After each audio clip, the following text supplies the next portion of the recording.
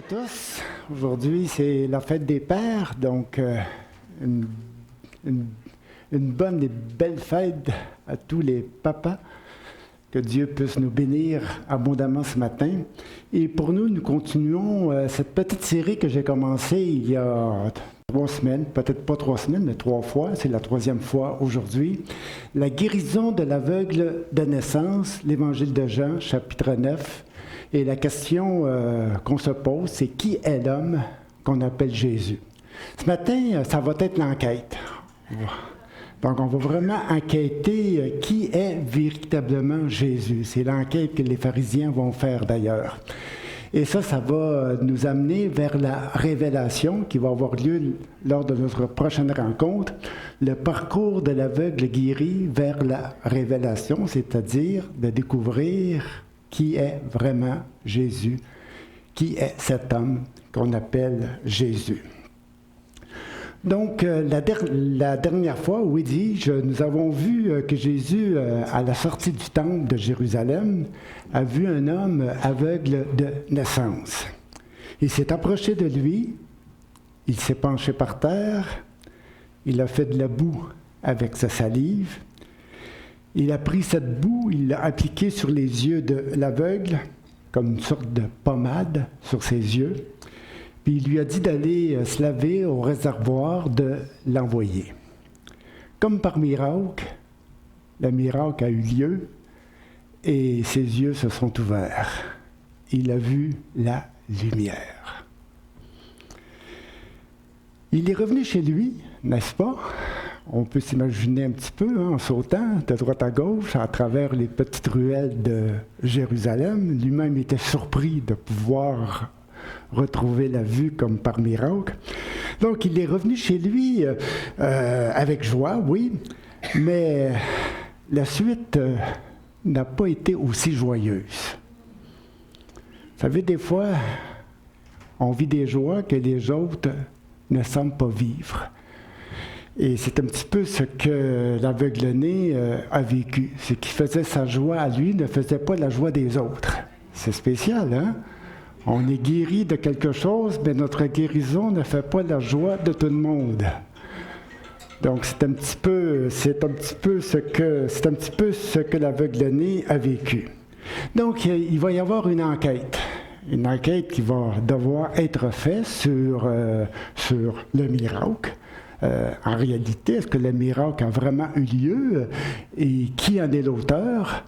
Donc, les pharisiens, oui, vont se mettre à l'œuvre pour pouvoir vraiment enquêter, faire quelque chose un peu sérieux. Vous allez voir qu'ils ne sont pas tout à fait sérieux dans leur enquête. Ils ont déjà des préjugés en partant, donc ça part mal. Mais ils vont faire quand même, supposément, une enquête honnête pour arriver vraiment à dire qui est Jésus et ainsi de suite, et de savoir quoi faire avec l'aveugle-né.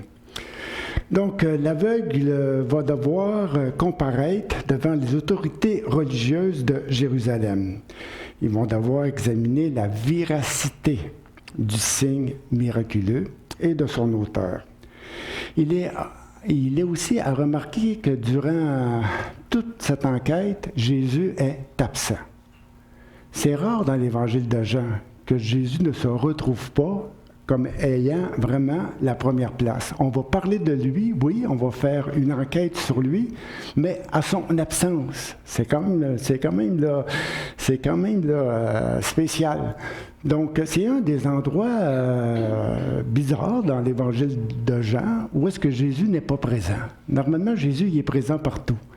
Et là, Jésus disparaît.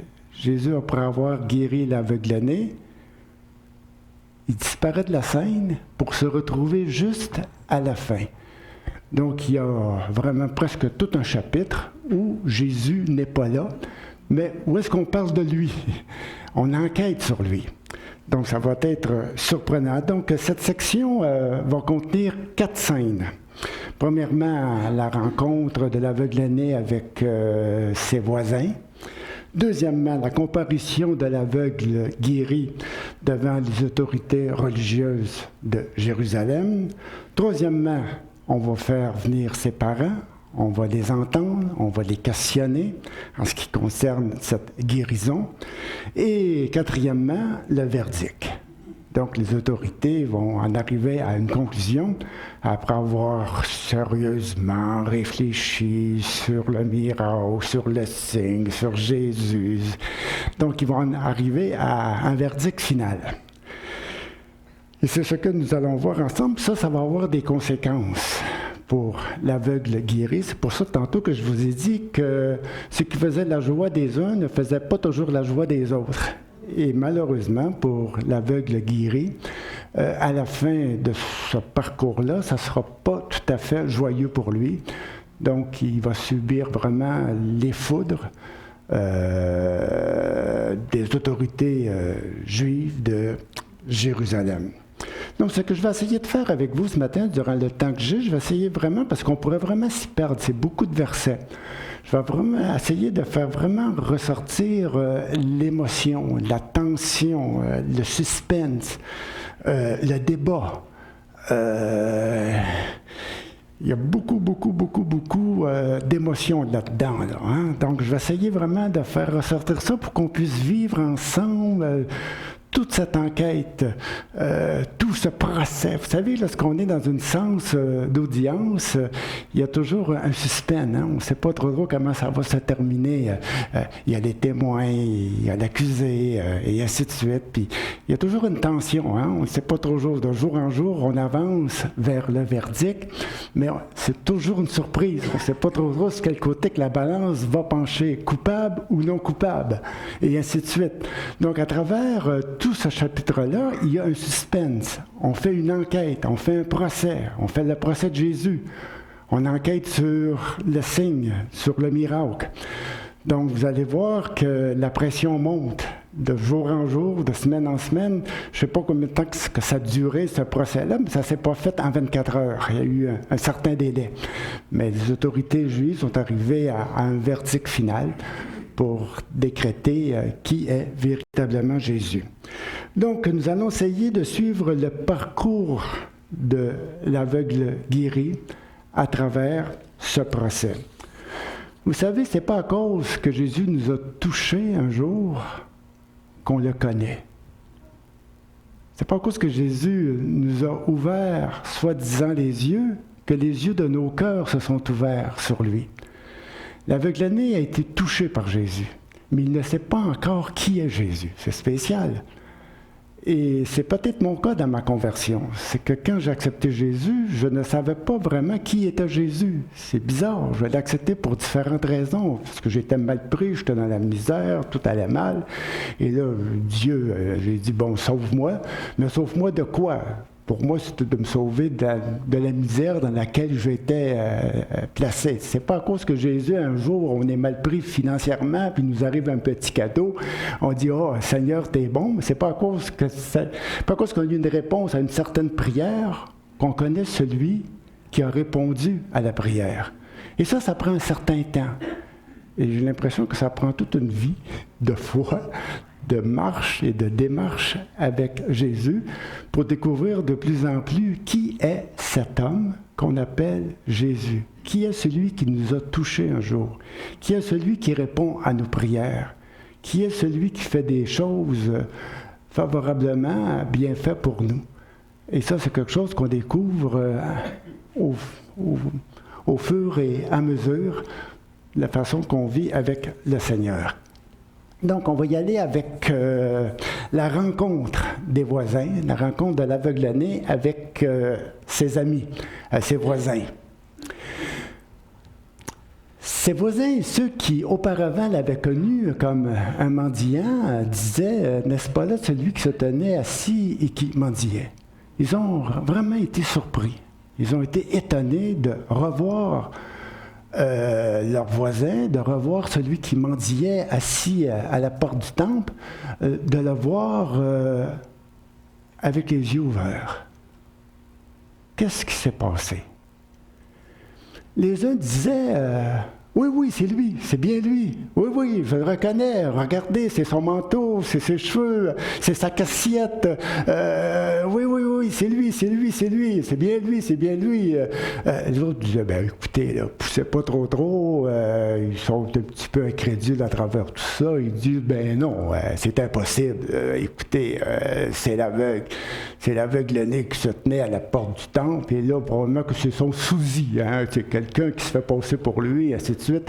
On est complètement incrédule, on rejette complètement. D'autres disaient, non, non, non, c'est impossible, c'est pas lui. Il lui-même disait, oui, oui, c'est moi, c'est moi, c'est moi, regardez-moi, vous me reconnaissez pas, ma cassette, mon manteau, mes cheveux, je suis brun, hein, je mesure là, 4 pieds et demi, ou 5 pieds ou 6 pieds, c'est moi, à mes chaussures, hein, les chaussures noires, c'est bien moi, oui, c'est moi. Et là, il lui dire, mais comment? Qu'est-ce qui t'est arrivé? Comment tes yeux ont-ils été ouverts? Ils sont curieux de savoir un petit peu l'histoire à travers tout cela. Il répondit, l'homme. Il ne dit pas le Fils de Dieu, il ne dit pas le Messie, il ne dit pas le Fils de David, il ne dit pas ci, il ne dit pas ça. Il n'a pas l'air de savoir trop c'est qui. D'ailleurs, il ne l'a pas vu, Jésus. Hein? Il était aveugle lorsqu'il a été guéri. Et même là, lorsque Jésus a mis de la pommade, il n'a rien vu. Il est allé au réservoir de Siloé. Il n'a jamais vu, rien vu, lui. Hein? Il est revenu chez eux, puis il a dit, ouais, je vois. Ils ont dit, mais qui? Ben, il dit, c'est l'homme. C'est l'homme que tout le monde appelle Jésus. C'est l'homme que vous connaissez comme étant celui qui s'appelle Jésus, Jésus de Nazareth, Jésus qui vient de la Galilée. Cet homme, un homme parmi les autres, cet homme qu'on appelle Jésus. Il n'y a pas de l'air à en savoir plus en ce qui concerne Jésus. Pourtant, Jésus l'a touché, Jésus l'a guéri. Et pourtant, il ne sait pas encore qui est Jésus. Pour ça que je vous disais tantôt, c'est pas tout à fait, hein, ça vient pas automatiquement, ça. C'est pas à cause que Jésus a répondu à un de nos besoins un jour qu'on discerne vraiment qui est Jésus. Il répondit, l'homme qu'on appelle Jésus a fait de la boue, a oint mes yeux. Il m'a dit, va au réservoir de Siloé et lave-toi. J'y suis allé et je me suis lavé et j'ai recouvré la vue. Il n'en dit pas plus, il n'en sait pas plus. Il fait seulement dire ce qu'il sait. Il a fait de la boue, m'a mis ça ses yeux, je suis allé me laver, me suis lavé, je vois. Il n'essaye pas de spéculer à travers tout ça, il n'essaye pas d'expliquer ci, ça. Il fait tout simplement dire ce qui est arrivé, point final, il n'en sait pas plus. Il lui dit, où est-il? Où demeure-t-il? Qui est cet homme? Est-ce que c'est pour lui rendre visite qu'on lui pose la question, où est-il? Est-ce que c'est pour le rencontrer? Est-ce que c'est pour le remercier? Est-ce que c'est pour le louer? Ou si c'est pour faire une enquête sur lui? Où est-il, cet homme qu'on appelle Jésus? En réalité aussi, à l'époque, de savoir où quelqu'un habite, c'est de connaître son identité aussi. Connaître son milieu de vie, connaître sa famille. Si on sait où la personne demeure, d'où elle vient, on peut savoir qui elle est. Donc, on cherche à savoir d'où il est. Et il répondit, j'en ai aucune idée. Spécial, hein? Un homme touché par Jésus, un homme guéri par Jésus, qui ne sait pas qui est Jésus. Parfois l'histoire de beaucoup de gens, hein? Beaucoup de gens disent un jour ou l'autre que Dieu a répondu à une certaine prière, mais sont incapables de définir clairement qui est Jésus. C'est quelque chose qu'ils n'ont pas encore saisi, c'est quelque chose qu'ils n'ont pas encore eu cette révélation à l'intérieur de Dieu. Leurs yeux ne se sont pas encore ouverts spirituellement. Qui est cet homme qu'on appelle Jésus? Donc, on ne sait pas trop. Peut-être qu'il y a des gens qui le savent. les savants de Jérusalem, les autorités juives, les pharisiens, eux, ils doivent savoir. Eux savent les choses. Eux connaissent les Écritures. Eux connaissent la loi. Donc, eux vont sûrement nous expliquer les choses. Eux vont vraiment nous expliquer que veut dire ce signe, cette guérison, qui est cet homme. Donc, nous allons aller voir les autorités et eux vont nous expliquer. Ils savent tout, ils expliquent tout, ils connaissent tout. Donc, ils vont sûrement nous dire ce qu'il en est en ce qui concerne cette guérison et en ce qui concerne Jésus. Donc, ils amenèrent vers les pharisiens celui qui avait été aveugle. Comme je vous disais tantôt, il y a un petit hic, c'est qu'ils ont des préjugés, ces gens-là. Ils ont eu déjà affaire à Jésus. On se souvient, au temple, ça n'a pas été facile. Ils ont eu des discussions assez serrées. Jésus leur a dit qu'il était la lumière du monde. Jésus leur a dit qu'il était la source d'eau vive. Ils ont eu des prises de bec. Jésus les a traités. Vous savez de quoi que Jésus les a traités? Dans d'autres textes. Eux, ils se disaient, écoutez, on n'a pas pour père n'importe qui, insulte-nous pas comme ça, notre père, c'est Dieu. Et Jésus leur dit, non, votre père, c'est le diable. Dites ça à des autorités religieuses de Jérusalem, vous avez pour père le diable. C'est quelque chose, hein? C'est vraiment quelque chose. Écoute, ils ont eu vraiment des prises de bec. Ils l'ont traité de samaritain, ils l'ont traité de démoniaque. La bisbise était pognée. Et ça finit, on sait comment ça finit. Ils ont pris des roches, puis ils ont voulu le lapider sur place. Jésus s'est poussé, il est sorti du temple, et c'est là qu'il a rencontré l'aveugle et qu'il l'a guéri. En voulant dire, je vais vous en faire une petite vite en passant. Hein? Je vais vous montrer un petit peu ce que je suis capable de faire. Donc, il leur donne un signe. C'est un signe, c'est un miracle. Mais un miracle dans l'Évangile de Jean, c'est un signe. C'est un signe qui définit qui est celui qui s'appelle Jésus. Donc, il y a un petit problème, c'est que Jésus n'a pas choisi son jour pour faire la guérison. Je ne sais pas si c'est trompé de jour, mais c'est le lundi ou le mardi ou mercredi ou jeudi ou vendredi qu'il faut travailler, qu'il faut vraiment faire une guérison, qu'il faut faire de la boue, qu'il faut... Or, c'était un jour de sabbat que Jésus a fait de la boue et lui a ouvert les yeux. Là, le fameux hic, là, le fameux problème. Et là, vraiment, ça vient tout changer. Si Jésus aurait fait le miracle le lundi, peut-être qu'il n'y aurait pas eu trop de troubles. On serait peut-être penché sur l'individu. Mais là, on va se pencher sur le fameux comment. L'enquête va se faire sur qu'est-ce que Jésus a fait.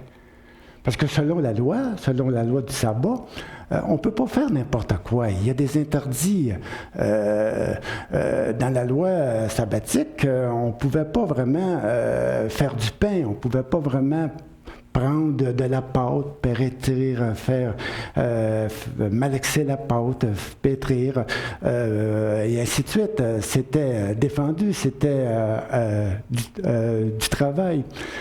Une fois, j'ai resté vraiment surpris jusqu'où ça pouvait aller, les règles chez les Juifs, parfois, en ce qui concerne le sabbat, jusqu'où ils sont allés. On sait que dans ma famille, on a une maladie vraiment spéciale, puis ils se sont tous fait soigner à l'hôpital Jewis de Montréal, un hôpital juif. J'en ai vu de toutes les couleurs, j'en ai entendu de toutes les sortes. Pas s'imaginer comment que parfois les autorités juives là-dedans, ils ont vraiment un pouvoir qui va au-delà de tout ce qu'on peut penser, et même parfois de ne pas faire certaines nourritures certains jours et d'être obligé d'apporter sa propre nourriture. Mon frère était obligé de nous demander de lui apporter des choses. Parce qu'il y avait des jours où est-ce que les aliments étaient faits selon certaines normes et c'était pas tout à fait appétissant, ce que mon frère se plaignait. Donc, il fallait lui apporter un lunch pour qu'il puisse vraiment manger. Mais ce qui m'avait vraiment surpris, c'est les ascenseurs. Il y avait 2 ascenseurs. Un ascenseur pour les païens. Les autres, ils peuvent peser sur les pitons. 2e, 3e, 4e. Et un ascenseur pour le jour du sabbat. Pas besoin de peser sur les pitons. T'embarques dans l'ascenseur arrête à tous les étages. C'est long. Parce que peser sur le piton, c'est travailler. Donc, on ne doit pas peser sur les pitons. On ne doit pas allumer un poêle. On ne doit pas tourner. Hein? Les pitons des poêles, là, c'est défendu, ça. Là. On ne touche pas à ça. Ça va loin. Donc, imaginez-vous Jésus qui fait de la boue. Le jour du sabbat. Scandale. C'est trop. C'est trop. C'est trop. C'est trop. Donc, l'enquête démarre. L'enquête démarre. De nouveau, les pharisiens aussi lui demandèrent comment il avait recouvré la vue. Donc, on fait venir l'aveugle-né. Oui, il est là. Explique-nous comment. C'est une enquête, hein? Dans un procès, on pose toutes sortes de questions. Et le fameux comment les choses se sont faites. Et là, on va vraiment au but, là, hein? Il est où le problème? Comment il avait recouvré la vue? Il leur dit, tout simplement, comme un témoin, sans en rajouter, sans en enlever, il a appliqué de la boue sur mes yeux et je me suis lavé et je vois. V'là l'erreur. V'là l'erreur. V'là le péché. Il a appliqué de la boue sur mes yeux. Il a fait de la boue. Il a fait une guérison. Je me suis lavé. En plus de ça, il l'a fait marcher. Il l'a envoyé au réservoir, parce que le jour du sabbat, on ne peut pas aller n'importe où, on ne peut pas faire un certain nombre de pas. Donc Jésus l'a encouragé à une sorte de désobéissance par rapport à la loi. Voilà le hic. On l'a, hein? On a la chose. Donc, sur quoi quelques-uns des pharisiens déclarèrent clairement, ouvertement, cet homme ne vient pas de Dieu, il est en rupture avec Dieu. Il n'observe pas le sabbat. Point final, c'est réglé. D'autres s'objectaient, disant oui, mais comment un homme pécheur peut-il faire de tels signes miraculeux? Il y a eu une division entre eux. Ils ne s'entendent pas, entre pharisiens. C'est à cause qu'ils ne partent pas sur les mêmes bases de réflexion. Vous savez, parfois en théologie, on peut prendre certaines choses puis en négliger. C'est comme les... un petit peu comme les... je vais le dire en passant parce que c'est vrai. Un petit peu comme les chrétiens font parfois. Hein? On prend 3-4 versets là, on en oublie d'autres. Hein? Parce que les autres ne font pas tout à fait notre affaire. Donc, on s'appuie sur certains textes et volontairement ou involontairement, on en ignore d'autres, puis on construit sa foi, sa doctrine. Ils sont pas mieux, les autres, là. Hein? C'est la même chose. On n'a pas affaire à n'importe qui. On a affaire à des autorités, on a affaire à des hommes de loi, on a affaire à des hommes, à des théologiens, à des hommes de réflexion. Hein? Eux-mêmes, ils n'ont pas tout à fait parfois les mêmes bases. En réalité, en Israël, oui, dans le judaïsme, il y a vraiment 2 lieux de référence pour pouvoir expliquer des choses. Le premier lieu de référence, c'est la loi de Moïse. Ça, c'est clair, c'est là, donc la loi, elle est là. Et on doit vraiment faire les choses à la lumière de cette loi de Moïse. La deuxième chose dont les pharisiens sont aussi fiers, c'est de leur tradition. La tradition, elle a autorité chez eux, autant que la loi de Moïse. Ce que les Sadducéens n'acceptaient pas. Les Sadducéens, ce sont les prêtres du temple. Eux, ils aimaient beaucoup le lévitique, le rituel, le temple. Tandis que les pharisiens, les autres, sont beaucoup plus accrochés à la règle, beaucoup plus attachés à la loi. Donc, ils ont deux lieux de référence, soit la loi de Moïse et la tradition que les Sadducéens n'acceptent pas. Les Sadducéens refusent la tradition, ce qui les amène à dire des choses que les pharisiens ne disent pas. C'est pour ça qu'il y a une confrontation entre les deux. Ils ne s'entendent pas. Les prêtres de Jérusalem ne s'entendent pas avec les pharisiens. C'est spécial, hein? Donc, il y a deux lieux de référence. Les premiers s'appuient sur la loi, et en s'appuyant sur la loi, c'est clair. Jésus a manqué à la loi du sabbat. Il a travaillé, donc il est coupable. Donc, cet homme n'a rien à voir avec Dieu. Fini.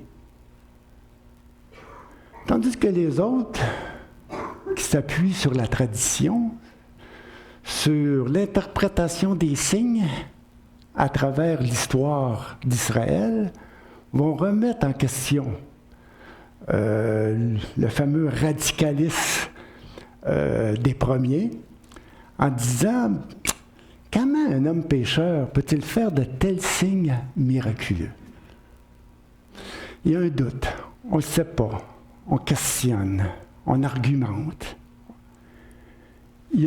On ne s'entend pas. Il y a une division entre eux. Et tout à coup, ils ont l'idée de se tourner vers l'aveugle-né, le pauvre. Le pauvre que lui, il est là, il attend, il est debout, les autres discutent, ils n'arrivent pas à s'entendre. Là, ils se tournent vers l'aveugle-né, ils disent « Puis toi, ton avis, qu'est-ce que toi t'en penses? » C'est bizarre, tu sais. Ça aurait dû être eux qui auraient dû dire à l'aveugle-né, guéri, qui est Jésus, mais là, ils sont dans la confusion totale. Donc, ils se tournent vers l'aveugle guéri, qui lui ne semble pas connaître grand-chose, et il lui demande, toi, que dis-tu de lui, sur ce qu'il t'a ouvert les yeux? Et lui, s'appuyant sur la deuxième thèse, sur la tradition en ce qui concerne les signes, les faits, il leur dit, bien pour moi, Jésus, c'est un prophète. C'est un homme de Dieu, c'est un homme envoyé par Dieu. Il n'en sait pas plus, parce qu'il s'appuie tout simplement sur la tradition des anciens en ce qui concerne l'interprétation des faits.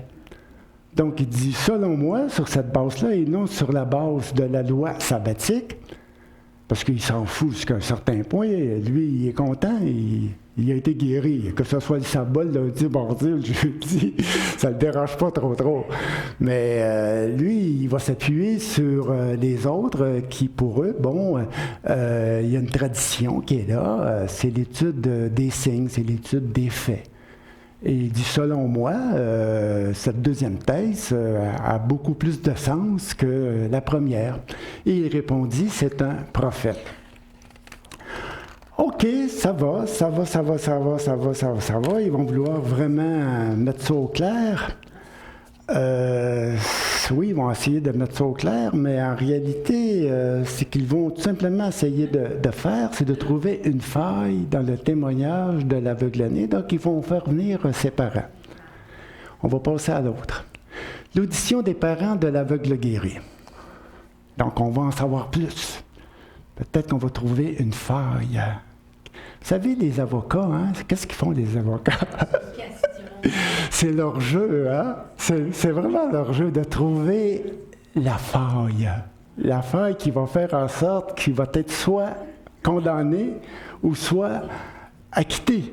La fameuse faille. Et là, vraiment, on questionne, puis on veut vraiment tendre des pièges à travers toutes les questions qu'on peut vraiment poser pour faire en sorte qu'on arrive à la conclusion à laquelle on veut vraiment arriver. Soit un acquittement, soit une condamnation, et eux font exactement la même chose.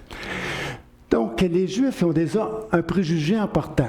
Les Juifs refusèrent de croire. Hein? Ça part bien, là. Hein? Ils n'acceptent pas ça du tout. Ils refusent.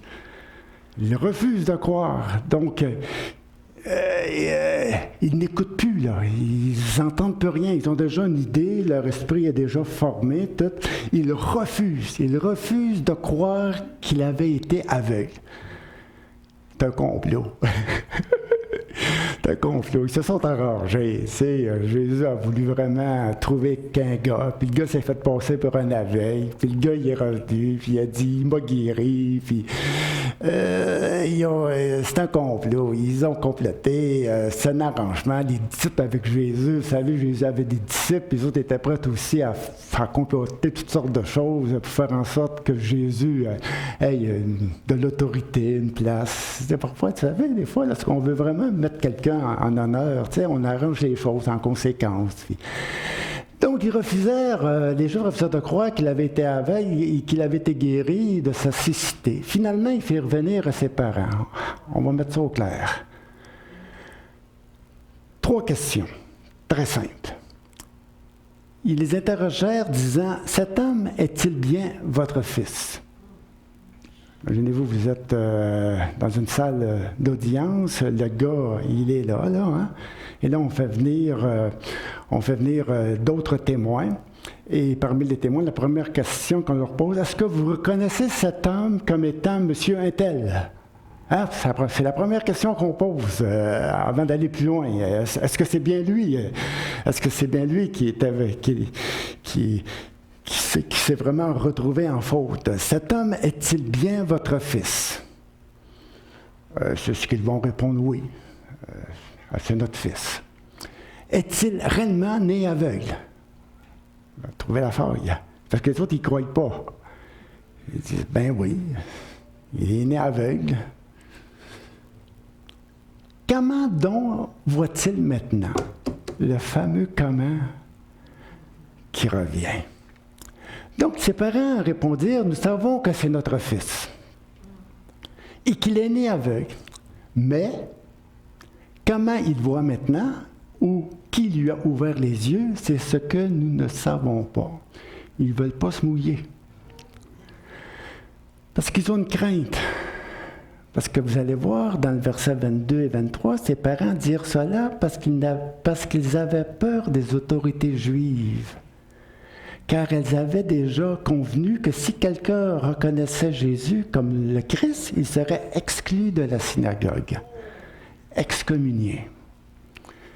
Et laissez-moi vous dire, excommunié de la synagogue, c'est grave, c'est très très grave. La synagogue, c'est un milieu de vie, c'est un milieu où il y a vraiment des relations sociales, des relations économiques, c'est un endroit d'études, c'est un endroit...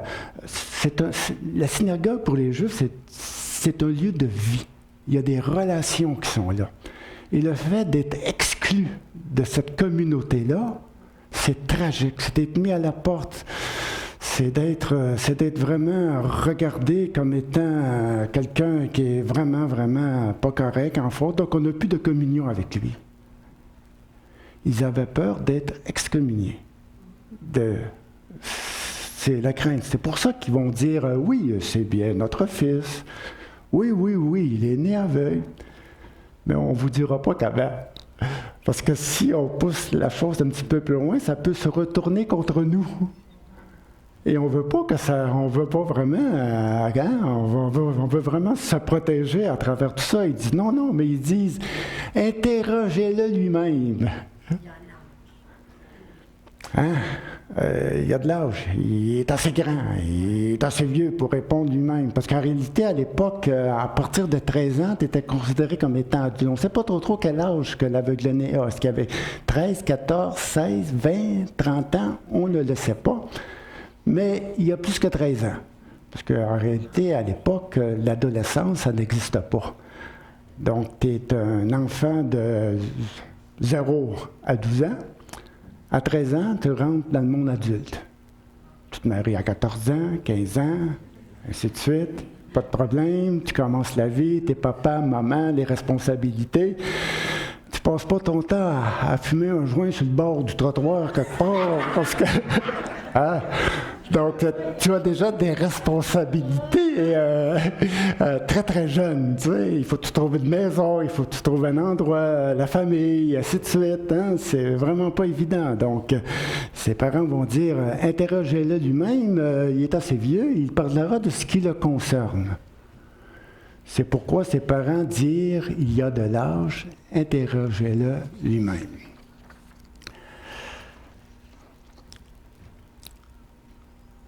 On va arriver au verdict final. Les autorités ont réfléchi là-dessus. Ils n'ont pas réussi à trouver une faille dans le témoignage des parents. Donc, par contre, ils ont déjà décidé quelque chose. Et c'est ce que nous allons voir sur cette seconde diapositive, la seconde comparution de l'aveugle, le verdict final.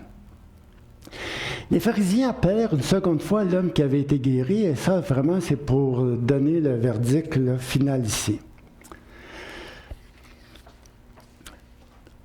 Ils lui dirent, « Donne gloire à Dieu. » Hein? Arrête de tourner autour du pot, là. Et dis la vérité. Et la vérité, c'est celle que nous te disons de dire. OK? Et ça, c'est la vérité. Ta vérité, on s'en fout. La vérité de Dieu,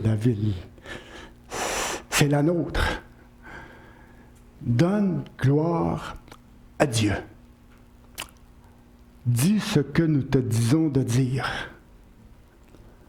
Nous savons que cet homme est un pécheur. Nous savons. C'est quelque chose, c'est fort.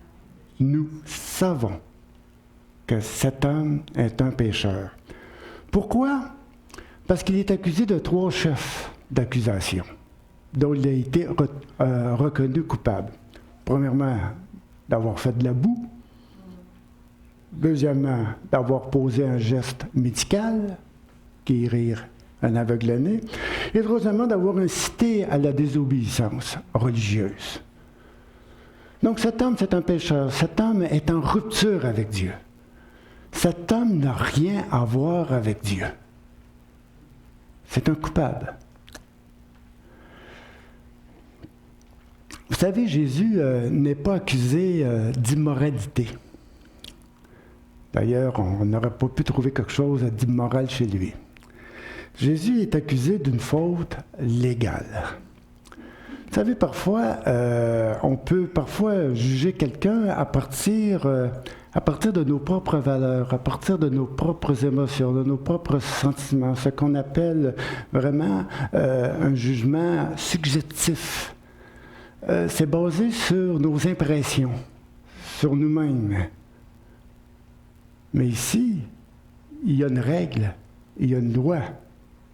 Et chez les Israéliens, c'est la loi qui fait force de loi. Donc, ça prend une loi pour pouvoir juger quelqu'un. Un exemple un exemple bien simple. Si moi je roule sur une route de ville, là, comme ici, hein? Il n'y a pas de pancarte, il n'y a rien. Je ne sais pas, je roule 70, 80, 90. Il n'y a aucun panneau. Il n'y a rien. La police ne peut pas m'arrêter. Il n'y a rien. Peut-être que c'est pas correct. Peut-être que c'est immoral. Mais il n'y a pas de loi. Comme l'apôtre Paul le dit si bien, l'apôtre Paul va dire, parce que lui c'est un ancien pharisien, l'apôtre Paul, hein, il sait un petit peu ce que c'est la loi. Il dit là où il n'y a pas de loi, il n'y a pas non plus d'infraction. Ça prend une loi pour pouvoir accuser quelqu'un. Donc il y a une loi qui existe, c'est la loi en ce qui concerne le sabbat. Et Jésus a manqué à cette loi-là, donc il est reconnu coupable, donc il est un pécheur, quelqu'un qui est en rupture avec Dieu. Je vous dis ça vite fait comme ça en passant, parce que j'ai réalisé à travers ma vie chrétienne que dépendant avec qui que je parle, le péché change. Gros péché, petit péché, moyen péché, ou pas de péché pantoute, ça dépend des valeurs de tous et de chacun, et même parfois d'une église à l'autre. À un moment donné, je parlais à quelqu'un et elle me disait, parce qu'en cause qu'il y avait la cérémonie de Noël, on avait fait un arbre de Noël à l'église, ainsi de suite. La personne était venue à l'église, était toute offusquée, disant que vraiment, que c'était pas correct d'avoir un arbre de Noël, qu'on était des païens, parce qu'elle avait certaines valeurs, certaines croyances. Et j'ai réalisé à travers ma vie chrétienne que dépendant du lieu dans lequel on est, dépendant du groupe dans lequel on est, les valeurs changent. Ce qui est péché là n'est plus péché là. Et ce qui est mal là n'est pas tout à fait mal là. Et là, j'ai réalisé que chacun y va d'après quoi, d'après qui. Mais chez les Juifs, non, il y a une loi. C'est clair. Tout est écrit, tout est là. C'est comme la justice un petit peu dans le monde. Là. On ne peut pas accuser quelqu'un, les avocats, ils vont prendre le livre de la loi. Code. 313, article 20. Coupable. S'il n'y a pas d'article, pas coupable. C'est ça que les avocats de la défense vont faire souvent. Coupable de quoi? C'est quoi la loi qui le rend coupable? Pas de loi? Il n'y en a pas de coupable. Donc, chez les Juifs aussi, donc il ne faut jamais perdre ça de vue, ce qu'est le péché, ce qui est le péché chez les Juifs n'est pas tout à fait le péché qu'on peut retrouver parfois dans l'esprit de certaines personnes. Donc, Jésus n'est pas accusé d'avoir été immoral. Jésus est accusé d'avoir manqué légalement à une règle écrite dans la loi. Et c'est sur cette base-là qu'il est accusé. Elle est solide, la base. Elle est très solide. Donc, l'aveugle-né, il ne veut pas trop s'en mêler, il ne se prend pas pour un autre, il n'est pas là vraiment pour apporter un jugement. Donc, il dit, s'il est un pécheur, c'est pas à moi de décider ça. Je ne sais pas. Je n'ai pas l'autorité. Je n'ai pas le savoir, la connaissance que vous avez, vous, les pharisiens. Qui suis-je, moi, pour accuser quelqu'un? Donc, il dit, s'il était pécheur, je ne sais pas. Mais il dit, par contre, il dit, je sais une chose. C'est que j'étais aveugle et que maintenant je vois. Ça, je sais ça. Ça, je ne peux pas contredire ça. C'est ce qui m'est arrivé. Il lui dit, encore une fois, qu'a-t-il fait? Comment a-t-il ouvert les yeux? On veut, écoutez, on est ici, là. On veut trouver la faille.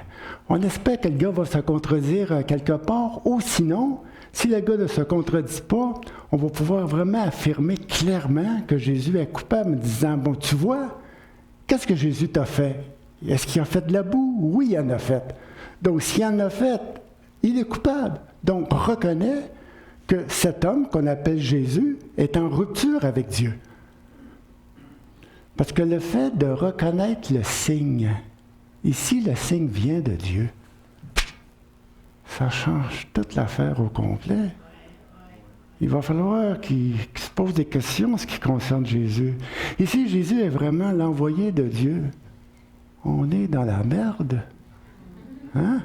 Ça va mal pour nous autres. Jésus, il nous conteste. Et si on reconnaît que Jésus, c'est un prophète, on est mal pris. Donc, il faut vraiment, vraiment s'en défaire. Il faut vraiment faire en sorte de discréditer le signe. T'es jamais né aveugle. Donc, vous voyez, tout le procès là, truqué, un petit peu de croche, ils ont des préjugés.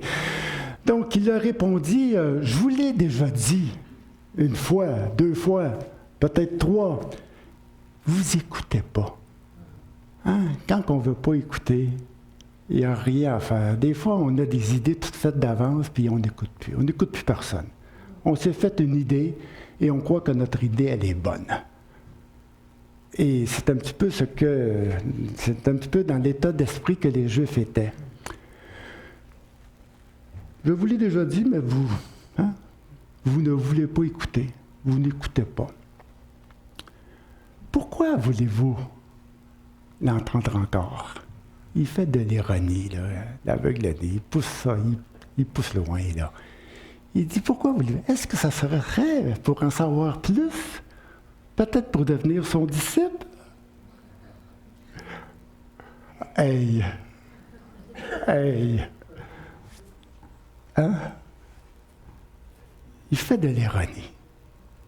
Est-ce que hein? Si vous me posez toutes ces questions-là, vous voulez vous informer, vous renseigner sur l'homme? C'est tout ça que vous voulez? Si vous voulez ça, est-ce que ça ne serait pas à cause que vous voulez devenir son disciple, en savoir plus? Et là, ils sont offusqués, hein? Ils sont offusqués, comme je l'ai écrit quelque part ici. Où est-ce que j'ai écrit ça? J'ai écrit, peut-être que je vais le retrouver, peut-être que oui, peut-être que non. Mais oui, j'arrive 2 pages, 3 pages plus loin. Ils sont vraiment choqués, heurtés, vexés par la réponse de l'aveugle-né. Voulez-vous devenir ses disciples? Ils l'injurièrent. Ils l'injurièrent. Ils l'ont traité de n'importe quoi. Ils l'ont insulté, bafoué, diffamé, outragé. C'est ça qui arrive souvent lorsqu'on n'a plus d'arguments pour argumenter. On passe à l'insulte. Vous voyez, les politiciens sont forts là-dessus, hein? Ils ont des arguments jusqu'au jour qu'ils n'en ont plus, et là, on insulte. On abaisse l'autre. On réabaisse l'autre. Excusez-moi, mais Trump est très, très fort là-dedans. D'injurier. D'injurier ses adversaires, d'injurier les autres. Là, il ne sait plus trop quoi dire. Et pas seulement chez lui, mais chez plusieurs politiciens, chez plusieurs personnes, chez les gens, chez monsieur et madame tout le monde. On injure, on rabaisse. Et c'est ce que les Juifs ont fait. Ils l'injurièrent. Ils dirent, c'est toi qui es le disciple de celui-là. Ils n'osent même pas dire son nom. Ce gars-là. Ce gars-là. Des fois, on dit ça, là, ce gars-là. C'est qui ça, ce gars-là? Ce gars-là, là. Y a-t-il un nom? Il s'appelle-tu quelque chose? Y a-t-il une identité? Ce gars-là? C'est toi qui es le disciple de celui-là. Nous sommes disciples de Moïse. Nous avons une référence. Moïse, c'est pas n'importe qui à comparer à Jésus. Moïse a une histoire. Moïse a un vécu. Moïse, on le connaît, des Écritures. Qui ne connaît pas Moïse? Il y a toute une tradition autour de Moïse. Mais ce Jésus, cet inconnu, d'où sort-il? D'où vient-il? Ce nouveau venu? On n'a aucune idée. Nous savons que Dieu a parlé à Moïse, mais celui-là, ce gars-là, on ne sait pas d'où il est. D'où vient-il? Moïse, on sait. Jésus, on ne sait pas. Pour qui il se prend? Qui est ce gars-là? Ce prétentieux-là? Qui est-il pour se prendre pour un autre? On sait qui est Moïse. Jésus, ça vaut rien. Ça vaut absolument rien. Donc, ça va les conduire. L'aveugle guéri, oui. Je vais faire vite. Donc, cet homme leur répondit, c'est-à-dire l'aveugle-né, il leur dit, il y a quelque chose qui m'étonne chez vous, là. C'est que vous ne savez pas d'où il est, et cependant, il m'a ouvert les yeux. Je suis vraiment surpris. Je suis vraiment surpris que vous n'êtes pas capable de reconnaître le fait dont Jésus a fait. Et en tout cas, il y a quelque chose qui est étonnant dans la perception des Juifs. Nous savons que Dieu, et là, l'aveugle-né, il va s'appuyer vraiment sur la règle de la tradition rabbinique, là. Il va s'appuyer là-dessus. Il dit « nous savons ». Il ne dit pas « je sais ». Nous savons. Qui ça, le « nous » ? C'est cette tradition rabbinique qu'on retrouve dans la communauté juive. Nous savons Il y a une règle de base, il y a une référence de base. Nous savons que Dieu n'exauce pas les pécheurs. Mais si quelqu'un l'honore et fait sa volonté, c'est celui-là qu'il exauce. Ça, c'est la règle. C'est la tradition. Ils sont tous d'accord avec ça. Pas de problème. Mais il dit, par contre, il y a un fait, là. Il y a quelque chose de fort, là. Il dit, jamais on n'a entendu dire que quelqu'un ait ouvert les yeux d'un aveugle. Il y avait des gens qui guérissaient d'une certaine maladie des yeux, comme aujourd'hui, parfois. Mais quelqu'un né aveugle, c'est très, très, très, très rare, même aujourd'hui. C'est très, très, très, très, très rare. Il dit jamais on a entendu dire. C'est quelque chose d'extraordinaire. Jamais on a entendu dire que quelqu'un ait ouvert les yeux d'un aveugle. Si cet homme ne venait pas de Dieu, il ne pourrait pas faire ça. Donc, posez-vous la question. Réfléchissez. Il s'est passé de quoi? Quelque chose d'extraordinaire.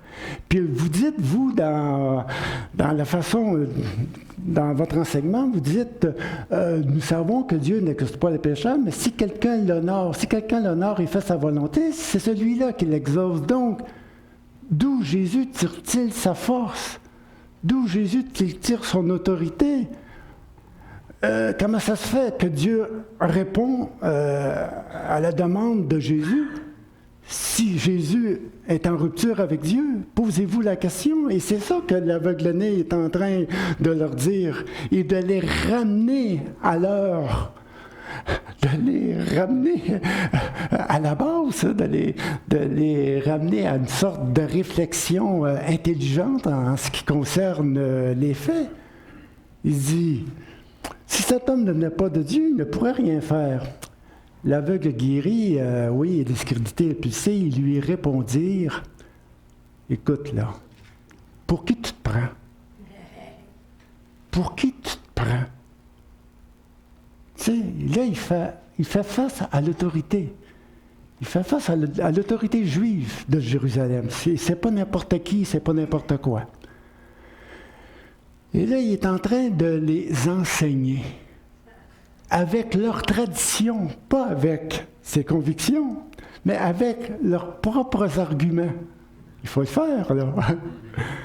Donc, ils lui répondirent, « Tu es né tout entier dans le péché, tu nous enseignes. » Donc, écoute, là, celui qu'on accuse, Jésus, lui, il a commis une faute. OK, il est en rupture avec Dieu, il est un pécheur. Mais toi, c'est bien plus grave. Il s'appuie sur une autre tradition dont Jésus avait refuté. Vous vous en souvenez, dans la guérison de l'aveugle-né, les disciples avaient demandé à Jésus qui a péché pour qu'il soit né aveugle? Ses parents, lui. Et Jésus avait refuté cet argument-là. Et eux reviennent avec ça parce que c'est un argument qui est très, très, très populaire à l'époque. On croit que la maladie, qu'une infirmité aussi grave, elle est vraiment un jugement de Dieu. Que cet homme-là ou ses parents ont péché. Et c'est pour ça qu'ils vont lui dire, si Jésus c'est un pécheur à cause qu'il a manqué au sabbat, mais toi, ton cas est encore plus grave. Tu es né tout entier dans le péché. Tu es né aveugle. Dieu t'a déjà jugé avant qu'on te juge. Tu es né tout entier. Et toi, tu nous enseignes. Qu'est-ce qu'ils ont fait? Dors. On va clore ça là, on va clore la discussion et ils le chassèrent. Et laissez-moi vous dire, ça ne s'est pas fait avec des gants blancs. Ils n'ont pas dit gentiment, oui, merci beaucoup, monsieur, pour votre témoignage.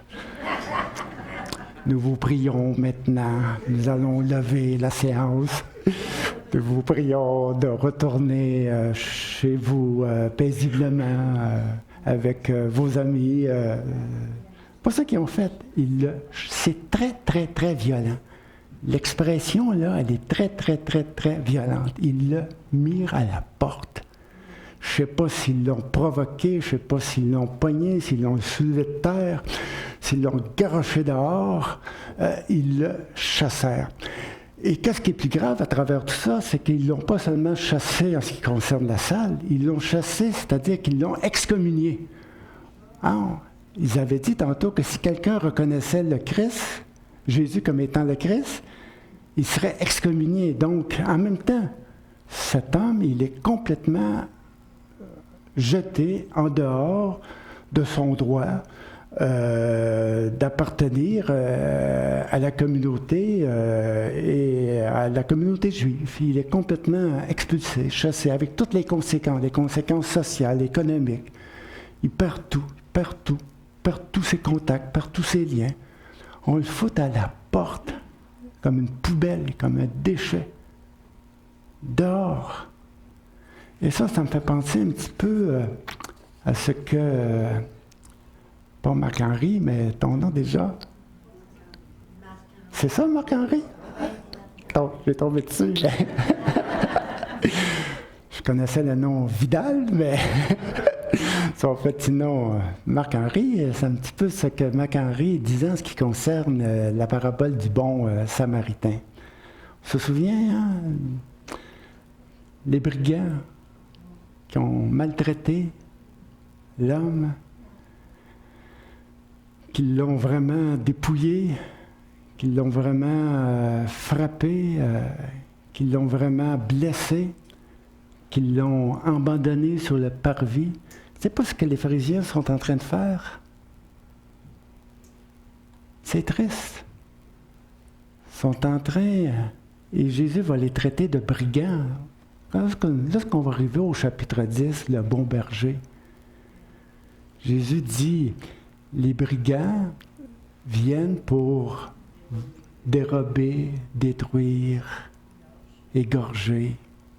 Jésus dit, moi je suis venu afin que les brebis aient la vie et qu'il l'ait en abondance. Et Jésus au chapitre 10, lorsqu'il va parler des brigands, de qui pensez-vous qu'il parle? Des pharisiens qui maltraitent, qui volent, qui ont pris autorité, qui se sont accaparés du peuple de Dieu. Ils se sont placés en autorité sur eux. Et Jésus va leur dire, ces brigands blessent pour toutes sortes de raisons. Ils tuent même. Ils viennent de blesser un pauvre aveugle guéri. Un monsieur dont on ne sait même pas son nom n'est même pas cité. Hein? C'est quelque chose, un pauvre parmi les pauvres. On l'a blessé, jurié, jeté à la porte, excommunié. Et qu'est-ce que Jésus va faire? En tant que bon berger, il va le récupérer. Et Jésus va le faire entrer dans sa bergerie, parmi les autres brebis, pour en prendre soin, pour lui donner la vie que les pharisiens n'ont pas su lui donner. Jésus va lui donner la vie, et pas seulement la vie en abondance. Une révélation dans son cœur de Dieu que personne ne sait, que personne ne connaît. Une expérience avec Dieu qui va au-delà de toute connaissance. Une vie extraordinaire avec Dieu. Ce que les pharisiens n'avaient pas et qu'ils ne pouvaient pas donner. Jésus a cette vie et Jésus la donne. Et Jésus va la donner à ce pauvre-là. Donc, pour conclure, j'aimerais tout simplement dire que la fameuse question, demeure. Qui est l'homme qu'on appelle Jésus? Alors que l'aveugle guéri avance de plus en plus vers la révélation, les pharisiens se renferment dans leur aveuglement. Et ma prière, c'est « Seigneur, ouvre les yeux de mon cœur pour que je voie qui tu es. »